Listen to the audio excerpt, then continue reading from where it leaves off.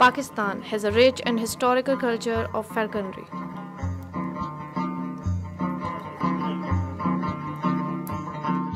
Birds of prey migrate every year around autumn, cross the Himalayan ranges and enter Pakistan through the beautiful valley of Chitral.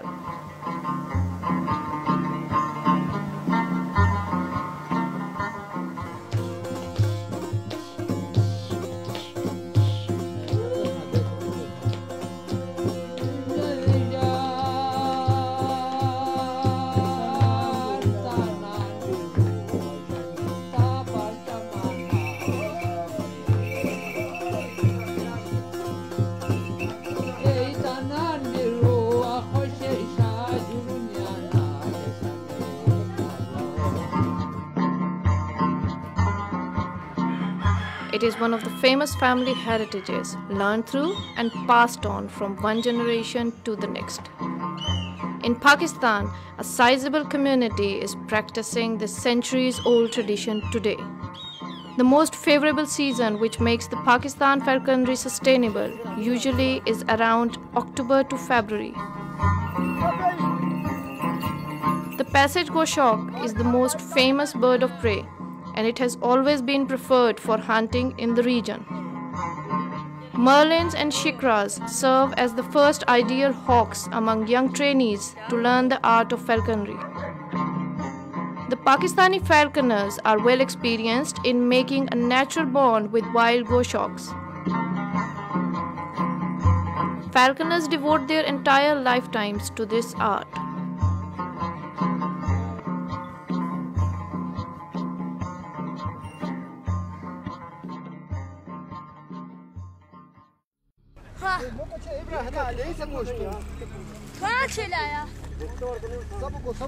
A small underground chamber is prepared with a sky hole covered with leaves and branches. This is called eucrage. A partridge, known locally as chakor, is left on the roof. Its legs are tied with a rope and the other end of the rope is in trapper's hands, who is hiding in the chamber. He keeps waiting until a goshawk makes an appearance and attacks the chakor.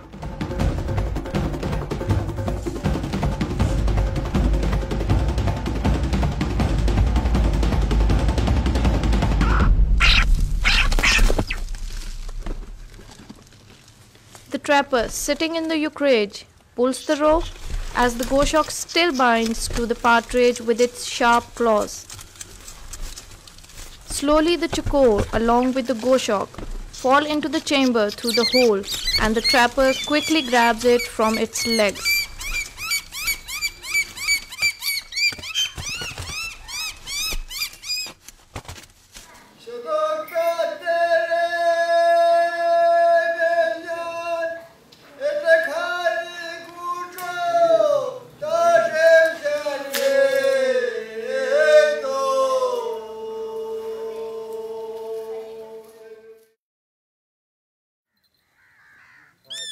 There are two specific ways to start with new goshawk. Starting with caught taming or leather hood taming. Before the taming session, the new bird is equipped with bells, fixed jesses, and a leash. Goshawk wings are covered with gaddi made of cloth. This gaddi is prepared in a particular pattern which requires an expert hand for cutting and design.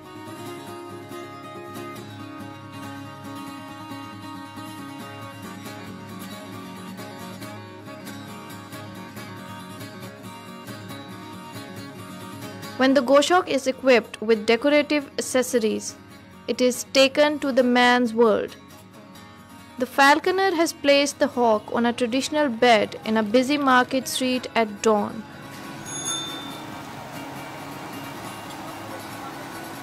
This will make the goshawk familiar with the noise, sounds, and surroundings.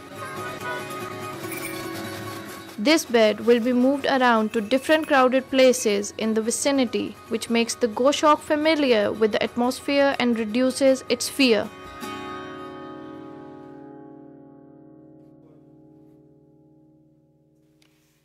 A specially made hood made of leather is placed over the head of the hawk. This hood has no eye holes for the hawk to see around.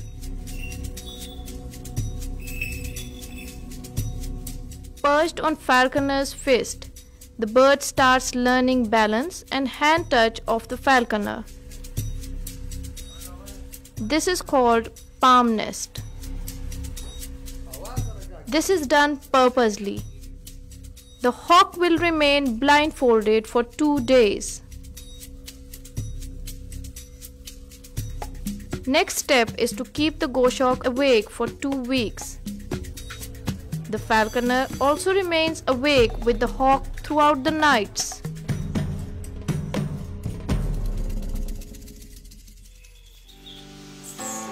The goshawk is fed with pigeon meat every morning and evening.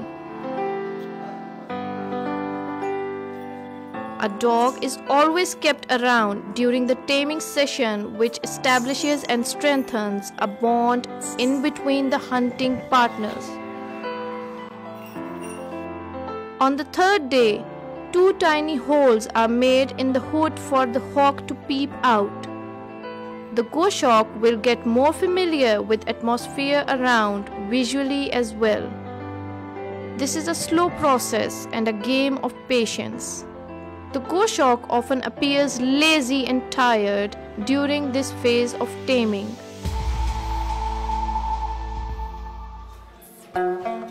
Meanwhile, the goshawk on bed with gaddi has become more confident and familiar with surroundings. A trust is gradually developing between goshawk and the falconer. After a week of socializing, the bird is getting more comfortable with the atmosphere. A live but captive prey is often offered to the hawk from time to time, which increases its courage, confidence, and trust with the falconer.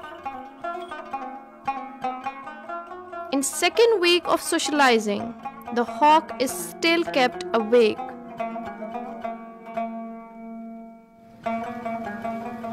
During daytime, it is kept moving all around on roads, on shops.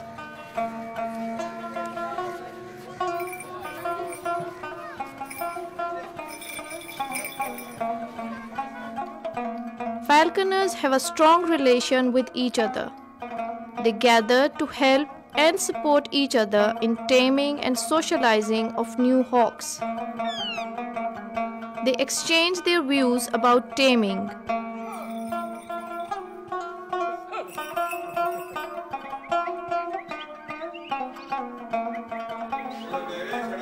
Days and nights are spent in helping and advising each other. Especially the night sessions are very interesting and joyful. Chit-chat, tea and green tea is enjoyed. Washed, deep-blooded meat is an appropriate food for the hawk to keep it under flying weight.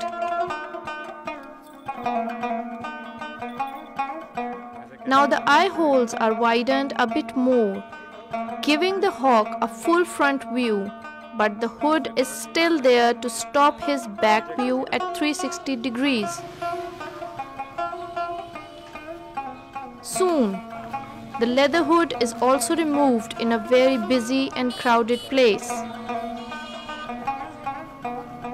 Hawk seems calm and appear to have accepted the surroundings.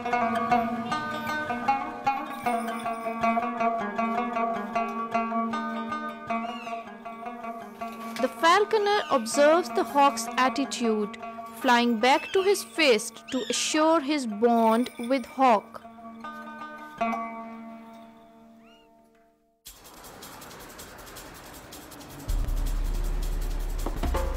In the 3rd week, the goshawks are taken in the hunting fields. The hawk is ready to chase the game birds. Falconers know the hunting grounds. Dog flushes the partridge and falconer throws the hawk for a chase. Goshawk flies after prey.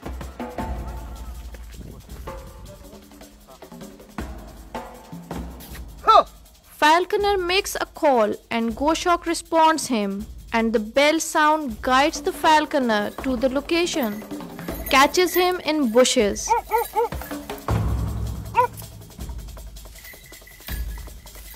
The falconer never goes to Goshawk abruptly and from his backside.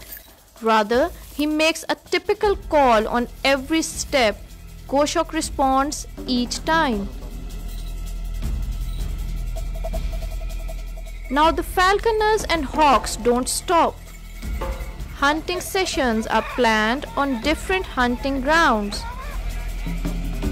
staying and wandering in woods, and chasing large groups of prey along with dog and the hawk is fun, thrill, and a satisfaction.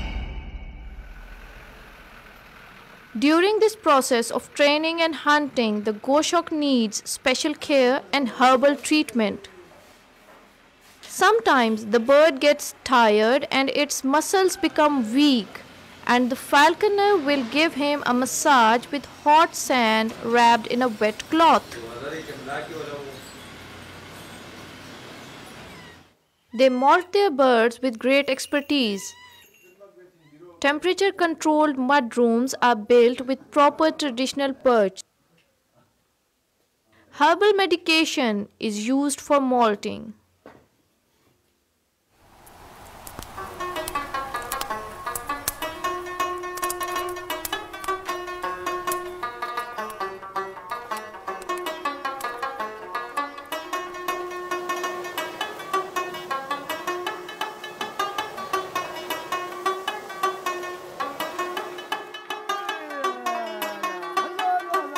After that falconry, birds are released back to the wild. Hawks fly back to their breeding grounds and are welcomed and awaited till next year.